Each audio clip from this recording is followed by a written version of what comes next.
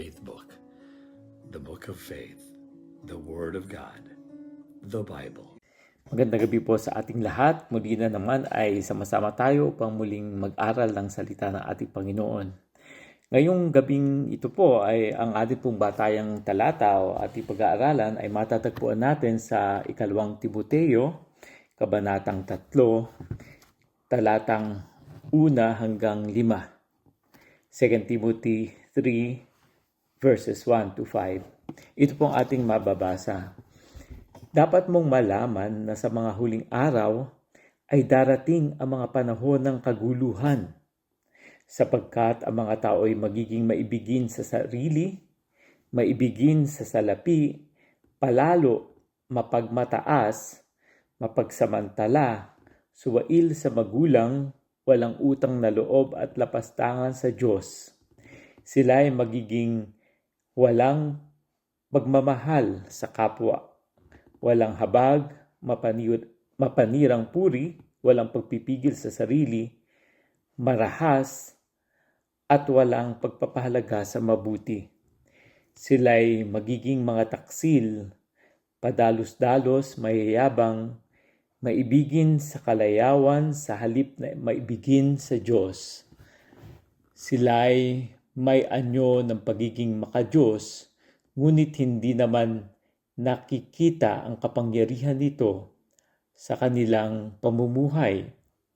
Iwasan mo ang ganyang uri ng mga tao.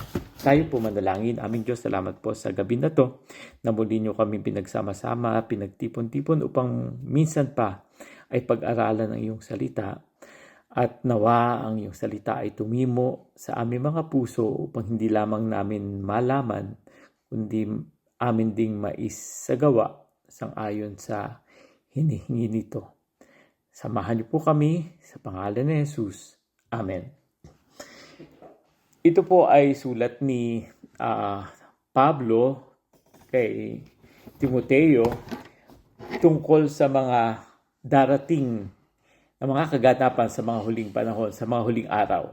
Pag sinabi nating huling araw, ito ay tumutukoy sa panahon na si Jesus ay umakyat, nag-resurrect at umakyat sa langit hanggang sa panahon na siya ay muling babalik.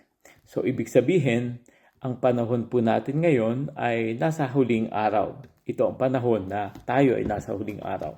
At ito nga po ay nagbibigay sa atin ng babala, no?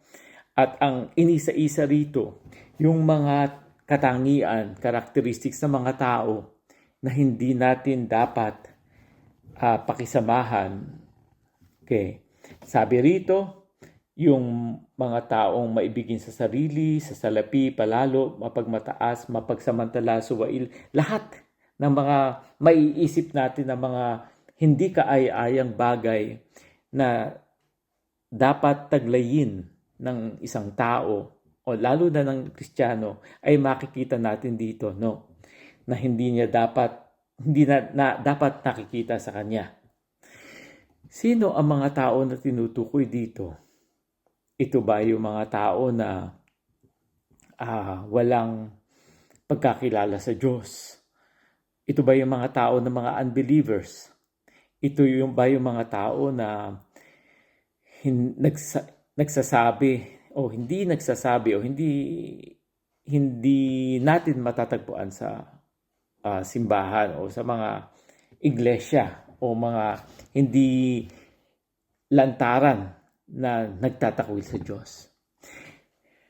Kung ating papansinin, pagdating natin sa verse 5 ay makikita natin dito, sila'y may anyo ng pagiging makadiyos. Ngunit hindi naman nakikita ang kapangyarihan nito sa kanilang pamumuhay. Iwasan mo ang ganyang uri ng mga tao. Ito ang nakakatakot, na sabi nga, iwasan yung ganitong uri ng mga tao, na may anyo ng pagiging makadiyos, ngunit hindi naman nakikita ang kapangyarihan nito. Anong ibig sabihin nito na may anyo ng pagiging makadiyos?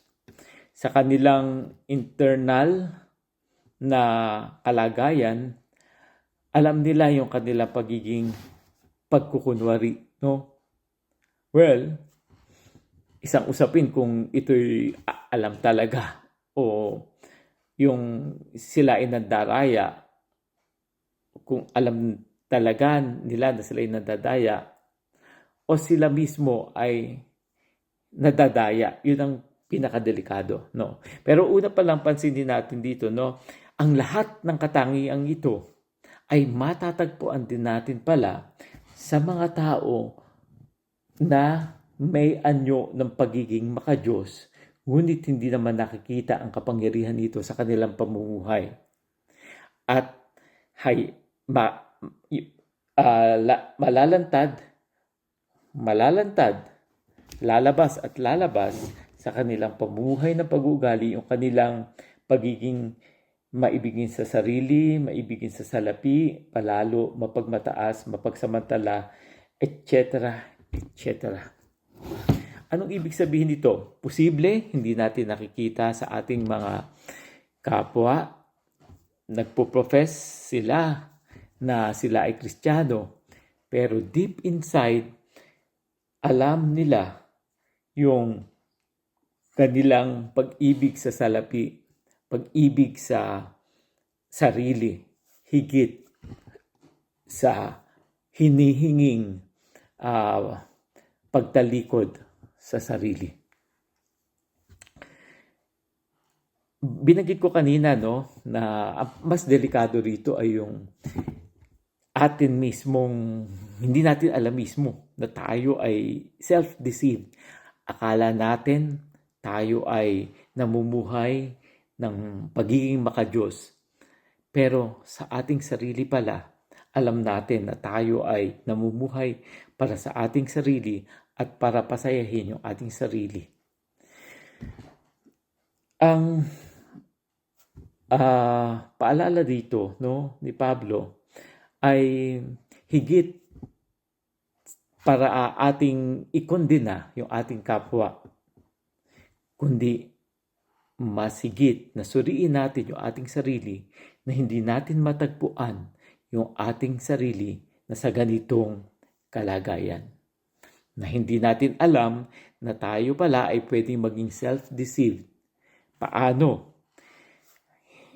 Kasi lagi tayo nasa simbahan, gumagawa tayo ng mga activities sa simbahan, ang ating mga kasama ay mga kasamahan din natin sa simbahan na madali tayong maging madaya, no? Akala natin yung ating ginagawa ay makadiyos dahil makasimbahan dahil tayo ay nasa simbahan. Kasama natin mga taga-simbahan at ang ginagawa natin ay mga gawaing pagsimbahan. Kaya ito ay nagbibigay sa atin ng hamon na ano yung ating suriin yung ating tunay na pananampalataya, no?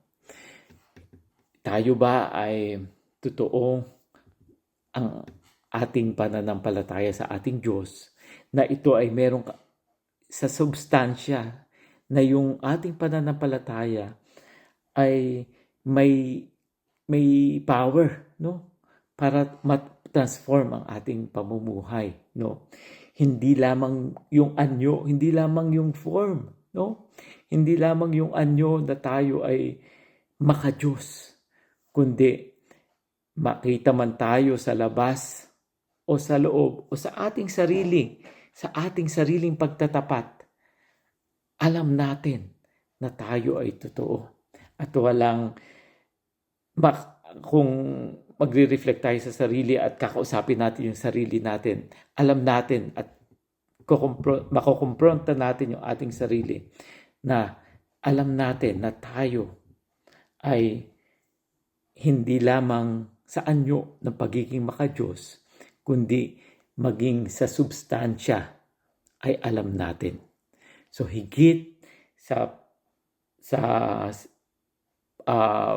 pagkondena natin sa ating kapwa na ang teksto na ito ay basahin natin in such a way na parang hindi ito para sa atin.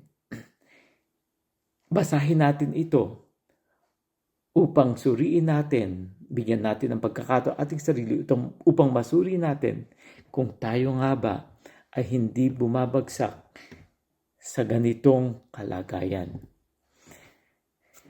Dalangin natin na patuloy tayong samahan ng ating Diyos sa patuloy na pamumuhay natin bilang tapat na mga Kristiyano at yung kapangyarihan ng Kanyang Espiritu ang lumukob sa atin upang totoo tayong matransform sa nais niya para sa atin.